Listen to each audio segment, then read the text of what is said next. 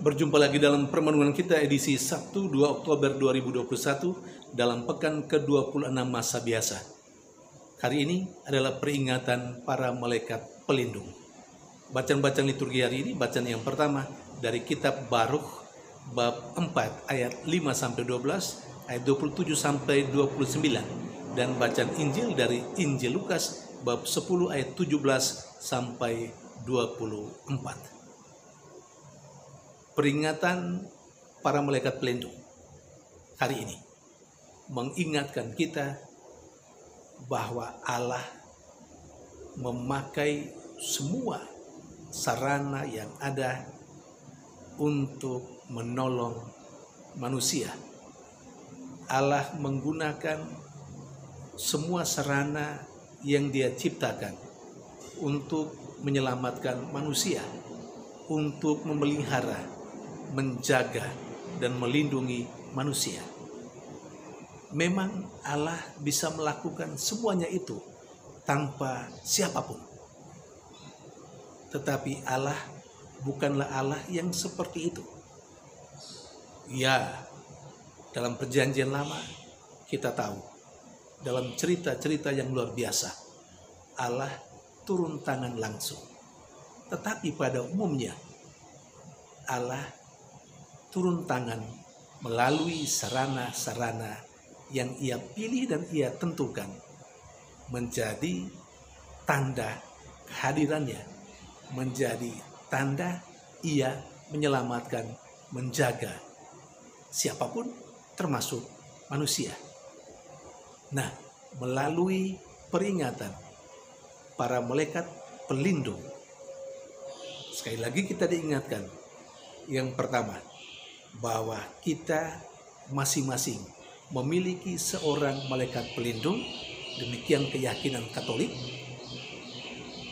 dan para malaikat pelindung ini mempunyai tugas untuk membantu kita menjaga, memelihara sebagai ungkapan kehadiran Allah yang selalu memperhatikan kita, menyelamatkan kita.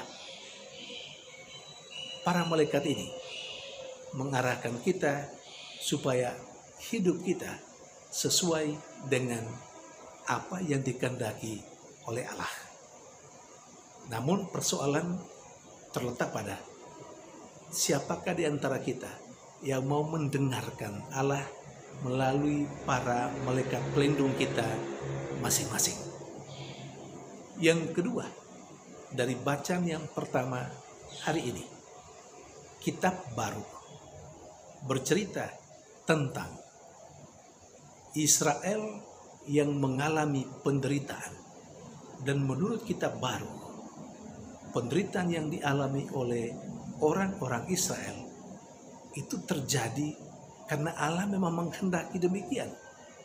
Mengapa Allah menghendaki demikian terjadi dalam kehidupan orang-orang Israel? Karena orang Israel telah melupakan Allah. Orang Israel beribadah kepada dewa-dewa yang lain, bukan kepada Allah yang menjadi penciptanya, bukan kepada Allah yang telah menyelamatkan mereka. Tetapi kitab Barukh juga menegaskan bahwa Allah yang mendatangkan penderitaan bagi bangsa Israel, Allah jugalah yang akan menyelesaikan penderitaan itu, memberikan sukacita kepada orang-orang Israel.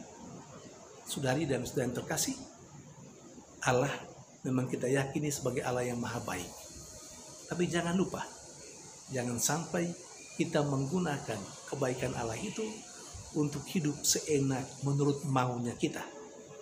Kalau demikian yang ada dalam pikiran kita, jangan heran kalau kita seringkali mengalami kesulitan dan penderitaan. Karena Allah memang tidak berkehendak atau tidak mau bahwa kita hidup menurut maunya kita dan tidak mau mengikuti apa atau rambu-rambu yang telah diberikan oleh Allah yang menuntun kita untuk menata kehidupan kita baik dan benar di hadapan Allah.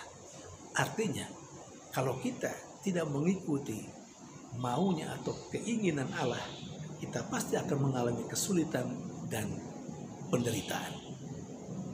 Tapi Allah tetap maha baik.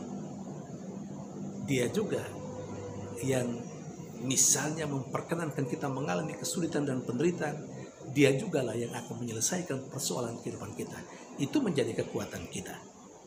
Sementara dari bacaan Injil, kita semua diingatkan bahwa Allah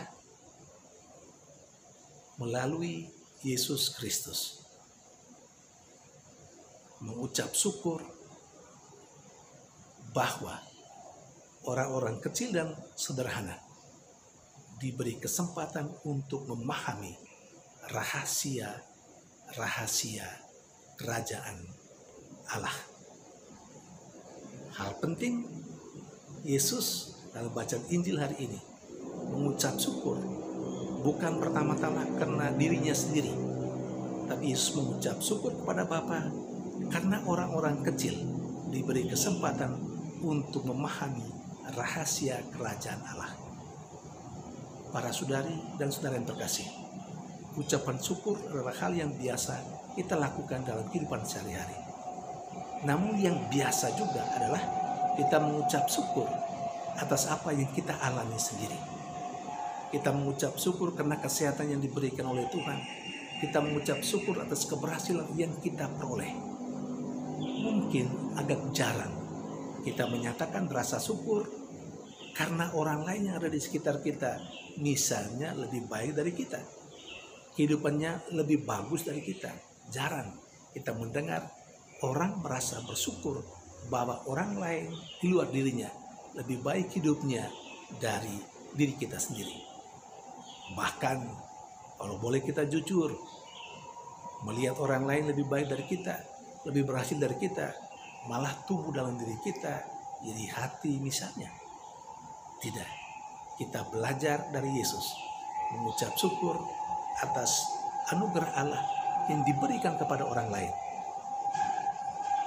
Itu baru terjadi kalau kita melihat siapapun yang ada di sekitar kita adalah saudara kita dan menjadi bagian dari hidup kita, sehingga keberhasilan orang lain kita akan merasakan sebagai keberhasilan kita. Dan karena itu kita akan menyatakan rasa syukur bahwa orang lain bisa lebih baik dari kita. Memang tidak mudah, tidak gampang, tapi kita harus berusaha untuk menjadikan diri kita memiliki semangat seperti Yesus Kristus sendiri. Tuhan memberkati.